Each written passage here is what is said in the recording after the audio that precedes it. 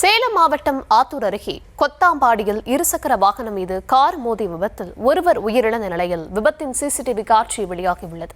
விவரங்களை தர இருக்கிறார் செய்தியாளர் பாபு. வணக்கம் பாபு, விவரங்களை வழங்கலாம்.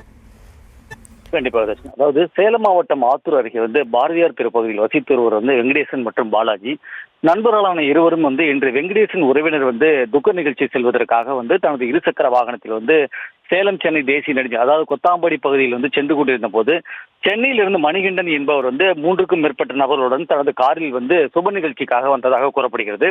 இந்நிலையில் கொத்தாம்பாடி பகுதியில் சென்று கொண்டிருந்த போது எதிர்பாராத விதமாகவும் தற்போது அந்த இருசக்கர வாகனத்தின் மீது கார் மோதி விபத்துக்குள்ளானதில் அதில் வெங்கடேசன் சம்பவ இடத்திலேயே பலியானார்.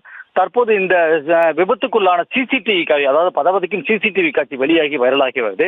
அந்த காட்சியில் சாலையில் சென்று கொண்டிருந்த இருசக்கர வாகனம் மீது அதிவேகமாக கார் மோதி விபத்துக்குள்ளானதில் இருவரும் தூக்கி வீசப்படும் காட்சிகளும் அதில் இடம்பெற்றன. இதில் வெங்கடேசன் சாலையோரம் விழுந்து அடிபட்டும், மற்றபடி பாலாஜி சாலையில் விழுந்து விபத்துக்குள்ளான அந்த காட்சி நெஞ்சை உழுக்கும் காட்சியாக உள்ளது.